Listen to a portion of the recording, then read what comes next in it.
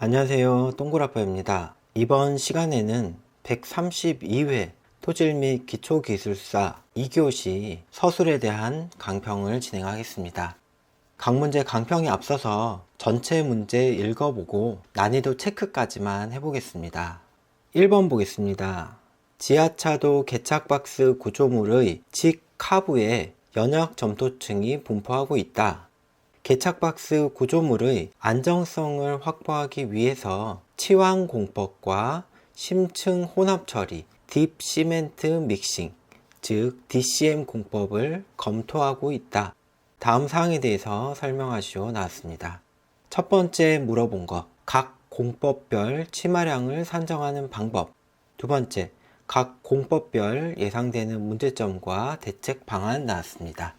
2번 보겠습니다. 비탈면을 소일 네일링으로 보강하여 안정성을 확보하였다. 다음 사항에 대해서 설명하시오 나왔습니다. 첫 번째, 소일 네일링 보강의 역학적인 원리.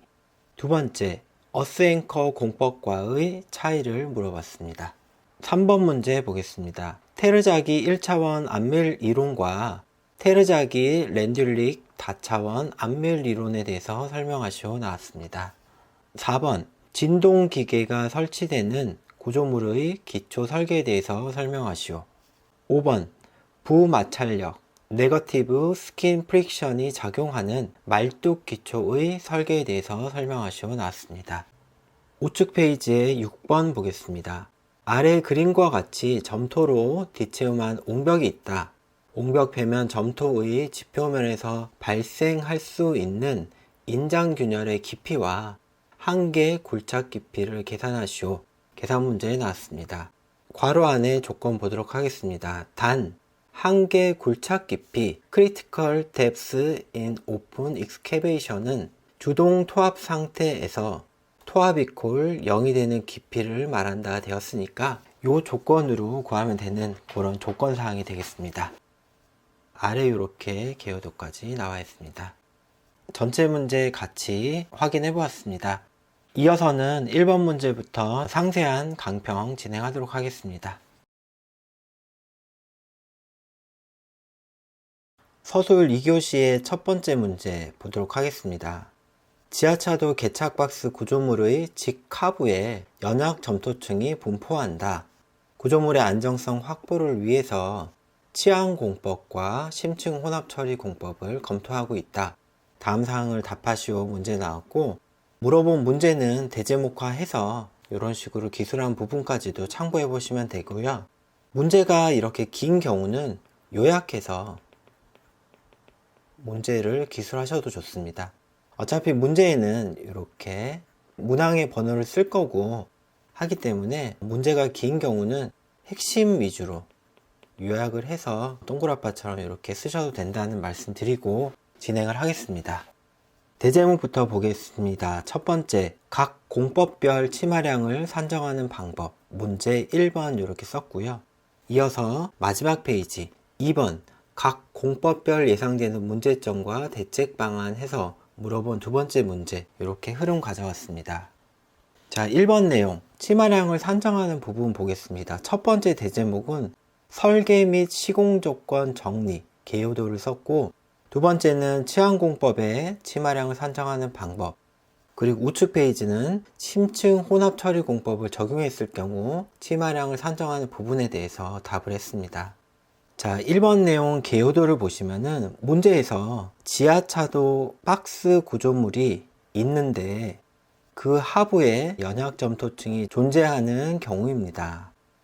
그런데 보강공법으로 치환공법과 또는 DCM 공법을 계획하고 있다고 그랬고, 공사 중에는 동굴아빠가 제시한 것처럼 가시설 굴착을 하든지 이렇게 사면 굴착을 하는 부분을 그려줄 수 있겠고요. 상부는 지하차도 상부이기 때문에 이렇게 아스팔트 표현과 그리고 좀 그림이 못나 보이긴 하지만 자동차와 트럭 모습을 그려주고 지하차도 상부 이렇게 개요도를 말끔하게 완성을 했습니다. 이렇게 그림을 머릿속에서 연상을 해서 그리실 수 있으면은 앞으로 서술하는 방향의 흐름을 잡아가기가 상당히 유리하고, 이런 그림 하나를 그림으로 인해서 엄청난 플러스 점수를 받을 수 있을 거라고 생각을 합니다. 참고해 보시고 앞으로 시험에서도 이런 방향으로 많이 접근하시면 좋겠습니다. 물어본 문제 중에 치안공법에 의한 치마량을 산정하는 방법입니다. 동그라빠는 개요도에 이렇게 치안공법이라고 쓰기는 했지만은 치마량을 산정하는 방법은 크게 두 가지로 구분했습니다. 우선 지지층까지 전체를 치환하는 경우입니다. 개요도에서 보시면 안반층 또는 지지층까지 전부 다 양지토로 치환하는 경우, 그리고 지내력 조건을 만족하는 깊이까지 연약 점성토층의 일부만 치환하는 경우, 즉 개요도에서 어느 정도 깊이까지만 이렇게 치환하는 경우입니다. 자, 이렇게 구분할 수 있는 것도 다른 사람들이랑 똑같이 공부를 했지만은 플러스 점수를 받는 스킬이다 라고 생각해 주시면 됩니다. 지지층까지 치환하는 경우는 전체가 양질의 사질토이기 때문에 즉시 치마만 발생을 하겠죠. 반면에 점성토층의 일부까지만 치환하는 경우는 상부 치환층은 즉시 치마가 발생될 거고, 하부의 점성토층은 시간의 흐름에 따라 안밀치마까지도 발생할 수 있더라. 그래서 즉시 치마, 안밀치마 부분 내용까지 이렇게 다뤄줍니다.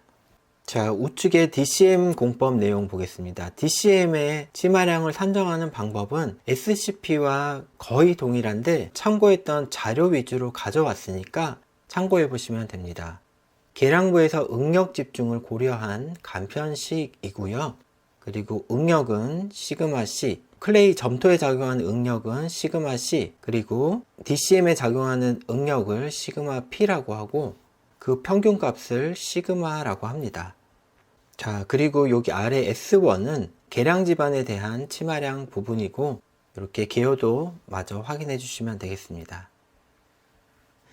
공식을 같이 한번 보면은 계량 지반의 치마량 S1은 베타 곱하기 S0로 정의가 되는데, S0는 무처리 경우의 치마량이 되겠고, 베타 같은 경우는 치마의 저감 개수, 그러니까 SCP 공법에서 응력 집중 개수 또는 응력 저감 개수와 비슷한 값이라고 생각하면 되고, 굳이 이렇게 DCM에 대해서 공식을 정확하게 모르는 경우는 사실 SCP 공법의 응력 저감 개수를 쓰셔도 무방합니다. 자, 그 아래 부분 AP와 N 이런 부분은 이제 면적률과 분담률에 관련된 공식입니다.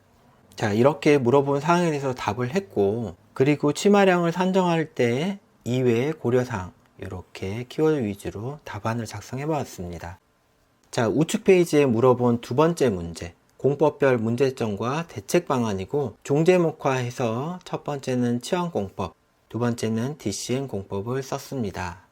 치안공법 같은 경우는 첫 번째, 다짐이 불충분하거나 사토장이 확보되지 않는 문제점이 있겠고, 아래 대책사항 확인해 주시면 되겠고, 두 번째, 치안토를 확보하는 문제가 있을 수 있고, 아래 대책 부분이 있습니다.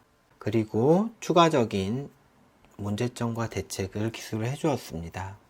그리고 두 번째, DCM 부분이고, DCM의 문제점과 대책 부분 중에 세 번째 보면은 공법 시공 시 환경 영향 검토 부분, 그리고 시공 전의 집안 조사 부분, 마지막 계측 관리 부분 이렇게 정리해 보았습니다. 1번 문제 여기까지 보겠습니다.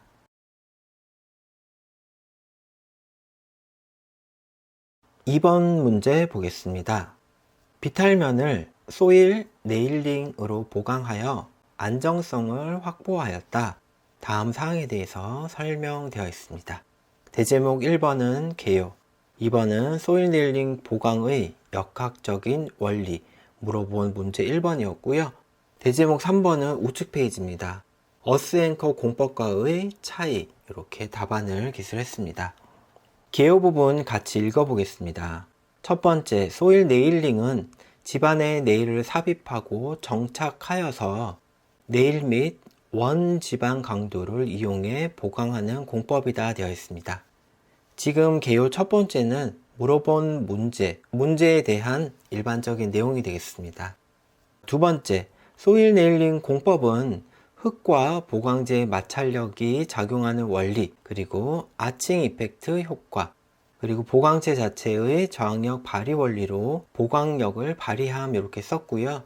이 문제는 물어본 첫 번째 문제에 대한 키워드 위주의 답안, 요약 문장이라고 생각하시면 됩니다. 그러면 개요 3번을 보시면 소일 네일링 및 어스앵커 공법은 벽체의 거동 특성, 긴장력 유무 등에 따라서 차이가 발생한다. 당연히 이 부분도 물어본 두 번째 문제에 대한 요약 문장이라고 보시면 되겠고, 앞으로 내가 어떻게 기술하겠습니다 라고 채점관님한테 넌지를 주는 사항이라고도 생각할 수 있습니다. 자, 물어본 첫 번째 문제, 소일 네일링의 역학적 원리입니다. 역학적 원리, 1번 역학적 원리 보면은 이게 줄수가 하나, 둘, 셋, 넷, 5줄밖에 안 되니까 다른 아이템들을 끌어와서 역학적 원리 안에다가 집어넣은 답안 형태라고 보시면 됩니다. 추가적으로 소일 네일링의 시공 방법과 우측 페이지의 소일 네일링의 안전 검토, 네 번째 소일 네일링의 흙막이 벽의 적용성까지 전부 다 끌어와서 역학적 원리 안에다가 채워 넣었구나, 이런 답안 형태구나 이해하시면 됩니다.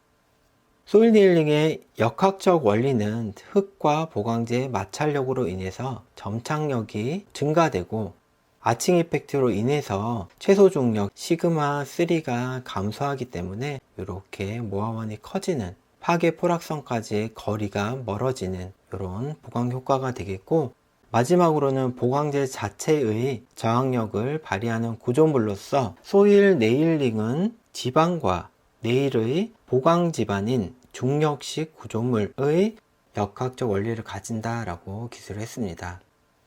시공 방법은 키워드 위주로 중요한 부분 작성해 주시면 되고, 우측에 안전검토 부분 보시면 소일 네일링의 원호 활동, 그러니까 소일 네일링을 포함한 이 사면 활동에 대한 안전검토 부분하고, 그리고 외적 안정, 즉 전도 활동 지지력 부분이고, 그리고 소일 네일링의 발생 변이, 시방 상황에 관한 부분, 그리고 내적 안정 부분에 대해서도 이렇게 개요도와 내용 기술해 줍니다. 마지막으로 흙막이 벽의 적용성까지 이렇게 키워드 위주로 작성을 해 보았습니다.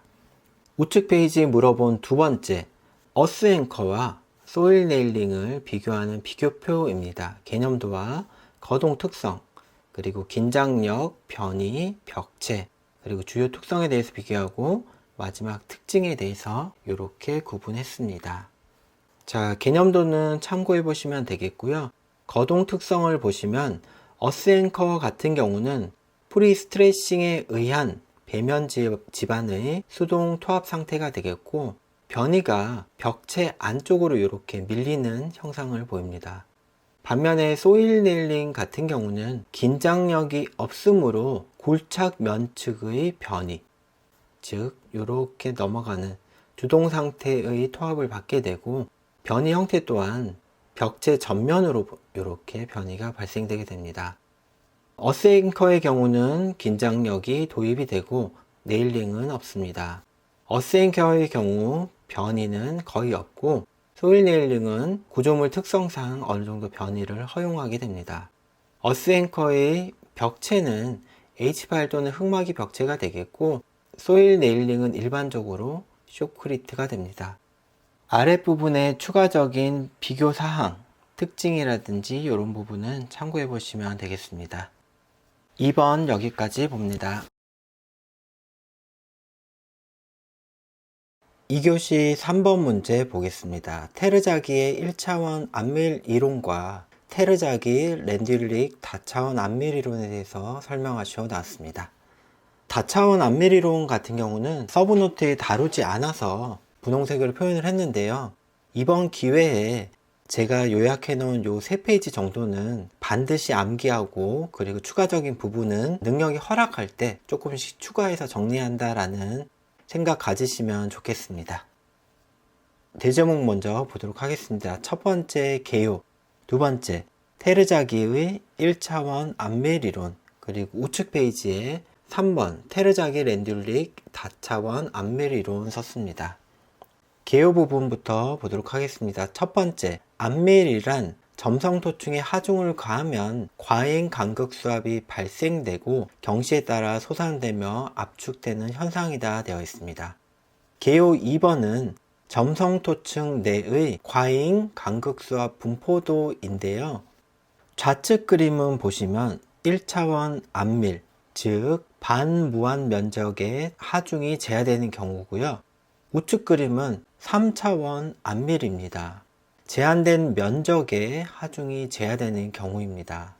그래서 그림에서 보시면은 안밀토층의 과잉 간극수압은 델타 P1으로 일정하게 작용하지만은 제한된 면적의 하중이 작용하는 3차원 안밀의 경우는 간극수압의 분포와 솟아내는 부분이 일정하지 않은 사항이다 라고 생각하시면 됩니다. 대제목 2번 내용, 테르자기의 1차원 안밀이론 보도록 하겠습니다. 첫 번째는 개요, 두 번째는 테르자기 1차원 안밀의 발생 조건, 세 번째는 테르자기 1차원의 안밀 이론이 되겠고요.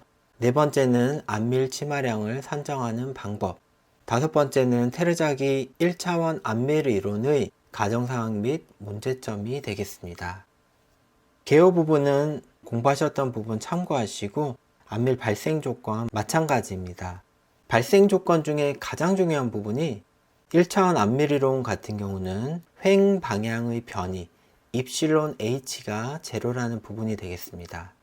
3번의 안밀 방정식은 이렇게 다음과 같고 안밀 방정식을 통해서 시간 t에서 z 깊이의 간극수압 분포를 구하는 방정식이 되겠습니다. 안밀 치마량의 산정은 안밀 치마량 공식에 의해서 이렇게 산정이 되겠고요. 최적 변화 계수와 그리고 압축 지수 이런 부분이 일정한 값을 가지기 때문에 이렇게 산정할 수 있구나 라고 이해해 주시면 됩니다. 5번의 1차원 안밀 이론의 가정사항 및 문제점은 많이 학습했던 부분이라 이렇게 체크하고 넘어가도록 하겠고요. 우측의 다차원 안밀 이론 보도록 하겠습니다. 첫 번째는 개요, 두 번째는 발생 조건이 되겠고요. 세 번째는 3차원 안밀 이론, 네 번째는 안밀 치마량을 산정하는 부분, 그리고 다차원 안밀 이론의 특징으로 정리해 보았습니다. 개요 부분 읽어봅니다. 제한 면적의 제하 하중 시 하중이 작용하는 경우는 배수 방향 또는 배수 정도 그리고 과잉 간극수압의 솟아내는 게 2차원, 3차원으로 발생되므로 1차원 안밀 이론과는 맞지 않아서 렌듈릭이라든지 비오 이론 등을 적용해서 사용한다 되어 있습니다. 2번 보시면 다차원 안밀 이론의 발생 조건인데 3차원 같은 경우는 횡방향 변이 입실론 H가 0이 아닙니다. 이게 가장 중요한 부분이 되겠고 3번 3차원 안밀 이론을 이렇게 적어 놓았고요. 2차원에서 유도하는 공식이 있는데 여유 되시는 분만 한번 수험서 참고해서 확인해 보시면 되겠습니다. 4번의 안밀 치마량을 산정하는 부분은 우선 치마비를 산정하게 되고 치마비 K는 우측의 표에서 보듯이 A 개수와 안밀 조건에 따라서 K 값을 정하게 됩니다. 결과적으로 안밀 치마량은 1차원 안밀 이론 치마량 SC에다가 치마량을 곱한 값으로 산정하게 됩니다. 마지막은 다차원 안밀 이론의 특징을 이렇게 기술해주는 형태로 답안을 작성해 보았습니다. 3번 문제 여기까지 보겠습니다.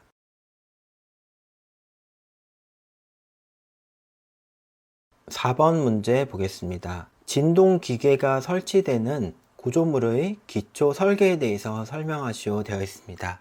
자, 이 부분도 서브노트에는 잠깐 소개됐던 것 같은데 이렇게 문제가 나왔을 때 제가 이렇게 4페이지로 정리를 해 보았으니까요. 최소한 4페이지 정도는 반드시 암기를 하시고 추가적인 부분, 능력이 되시는 부분들은 내용 조금씩 덧붙여 가면서 학습해 보시기를 추천드립니다. 자, 이번 강평 시간에는 대제목하고 중제목 그리고 관련 내용 중요한 게 뭐가 있는지까지만 일단 확인해 보신다는 생각으로 따라와 주시면 되겠습니다. 대제목 1번은 개요, 대제목 2번은 진동기계 기초구조물의 설계 과정이고 우측 페이지 3번 진동기계기초의 설계, 일반 사항이 되겠습니다. 우측 페이지의 대제목 4번 보시면 진동기계기초의 설계 조건 중에 정하중에 관한 부분이고, 대제목 5번은 진동기계기초 설계 중에 동하중에 의한 공진 방지 부분입니다. 우측 페이지 보시면은 5번이 아니고 6번입니다. 6번 진동기계기초 설계, 진동 해석 부분이고, 7번 진동기계기초 설계, 허용 진폭에 관한 부분입니다. 이어서 7번 진동기계기초 설계 중에 동적 지지력과 치마에 관한 부분, 마지막 8번이 아니라 9번은 진동기계기초 설계, 진동 및 충격을 차단하는 공법에 관한 부분입니다. 자, 우측 페이지의 대제목 순서를 이렇게 정리하고 진행하도록 하겠습니다. 지금 동그라빠가 정리해 놓은 4페이지가 구조물 기초 설계 기준의 제11장 기계기초 설계 부분을 딱 4페이지로 요약한 거니까요. 반드시 관심 있게 보시고 본인화 하시면 좋겠습니다. 1번 개요부터 보도록 하겠습니다. 첫 번째, 진동기계가 가동할 때 발생하는 진동은 기계 하중과 함께 기초 구조물과 집안에 전달된다. 2번, 기초 설계는 진동 하중의 특성 파악, 그리고 기초 형식의 결정, 공진 현상 방지, 그리고 허용 진폭의 결정, 치마 정도에 대해서 수행하게 됩니다.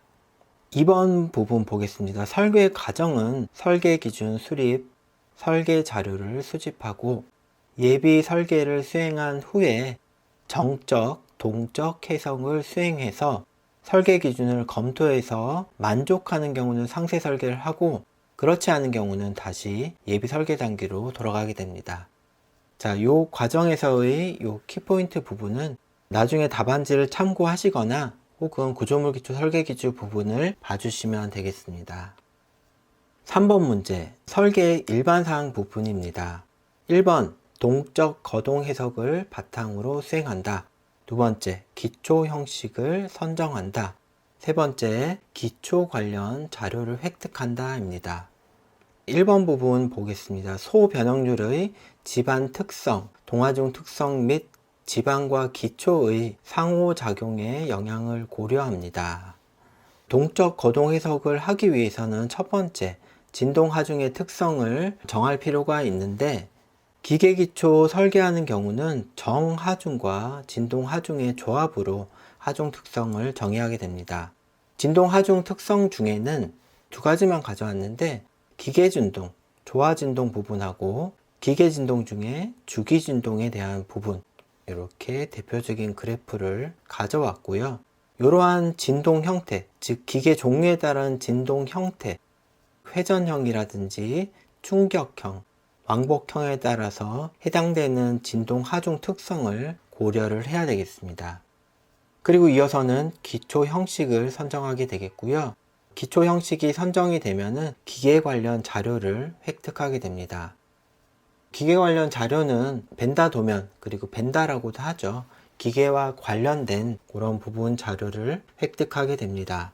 4번은 정하중 조건을 정하는데, 첫 번째는 정하중, 진동하중, 지진하중 등에서 안정해야 되겠고, 부등 치마에 대해서 방지되는 조건이 있는데, 무게중심과 기초 바닥면 중심, 편심과의 관계로 정의하게 됩니다. 이어서 5번 공진방지 부분인데, 첫 번째는 고유 진동수를 결정하게 되고, 두 번째는 변이에 대한 진폭을 결정하게 됩니다. 5번 내용은 우리가 학습했던 부분이라 상당히 반갑기도 합니다. 자, 내용 확인하시면 되겠고요. 우측 부분 대제목 6번 보겠습니다. 진동을 해석하는 부분이고, 기초 집안의 강성 계수와 감소의 계수를 이용해서 진동 해석을 실시하고, 다음과 같은 공식으로 진폭이 허용치 이내인지 확인하게 됩니다. 그리고 이어서는 허용 진폭을 결정하게 되고, 마지막으로 동적 지지력 및 치마 기준에 대해서 검토하게 됩니다.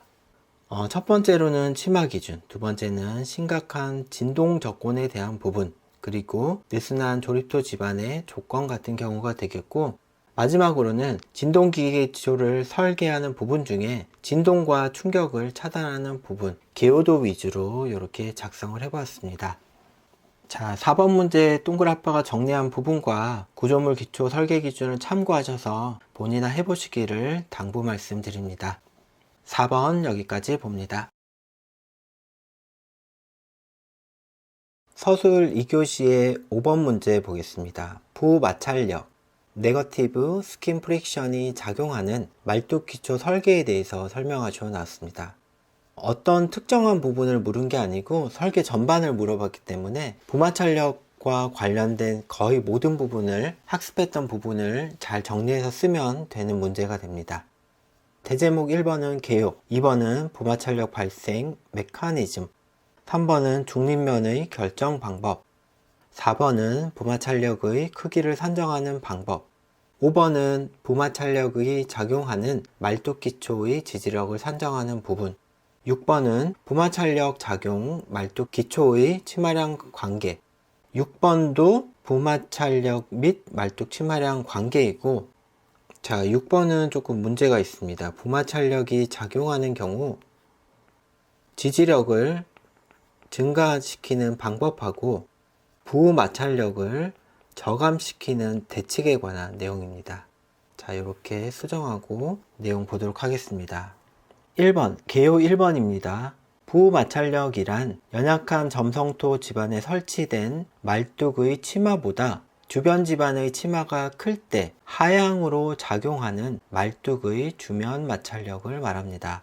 2번, 말뚝 기초를 설계하는 경우 부마찰력을 고려해서 허용 지지력을 산정하고 치마량은 허용치 이내가 되도록 합니다. 2번 내용 원리 보겠습니다. 개요도는 이렇게 확인하시면 되고, 이런 개요도 부분은 완전 머릿속에 주무시다가 누가 깨워서 그려보라고 해도 그릴 수 있을 만큼 머릿속에 완전 자리 잡고 있으셔야 됩니다. 메커니즘은 여기 보시면 말뚝 설치 후에 시간이 경과되는 경우입니다. 말뚝 설치 후에 주변 집안에 안밀 치마가 발생하는 경우, 즉 원인은 하중에 의한 안밀과 지하수의 저하가 있겠고, 이런 안밀 치마 발생 등으로 집안의 치마량이 말뚝 치마량보다 큰 경우 부마찰력이 발생하게 됩니다. 3번은 중립면 결정 방법에 대해서 기술해 보았습니다. 우측 페이지 대제목 4번 내용, 부마찰력의 크기 산정하는 방법은 크게 단말뚝인 경우와 무리말뚝인 경우를 구분해서 서술을 했고요. 특히 단말뚝인 경우는 알파 방법과 베타 방법에 대해서 이렇게 개요도를 포함해서 기술을 해주었습니다. 아랫부분의 무리말뚝 역시 개요도와 관련 공식 위주로 서술해 보았습니다. 우측 페이지 5번 지지력을 산정하는 부분입니다. 첫 번째는 극한 지지력을 산정하는 부분, 두 번째는 설계 허용 지지력을 산정하는 부분인데, 극한 지지력 QU는 QP, 선단 지지력에다가 이 P는 포인트의 약자입니다. QP 플러스 QS, 정의 주면 마찰력이고 거기다가 빼기 QNS가 되는 부분이 되겠습니다.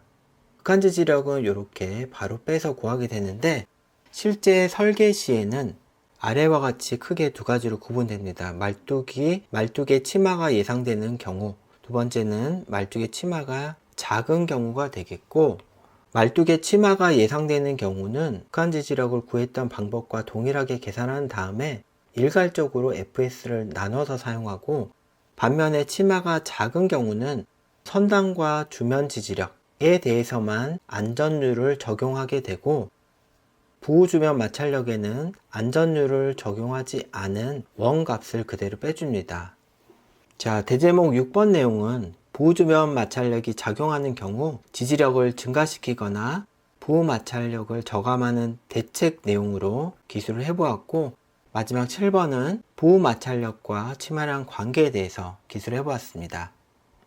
자, 시험장에서 팁을 잠깐 말씀을 드리면은, 문제 시작할 때 개요 부분이 있고, 그리고 결론 부분이 있고, 가운데 부분은 물어본 부분에 대한 답을 하는 부분이라고 생각할 수 있습니다. 개요는 일반적으로 답을 어떻게 기술할지, 이제 요약하는 부분이기 때문에 되도록 쓰는 게 좋고 답은 분명히 써야 됩니다.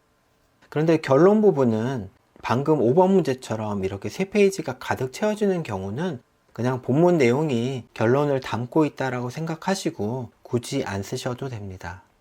물론 써서 내용을 마무리하는 것도 좋겠지만은 이렇게 시간이 부족하거나 쓸 내용이 많은 경우는 결론을 생략해도 되니까 참고해 주시면 되겠습니다. 5번 여기까지 봅니다.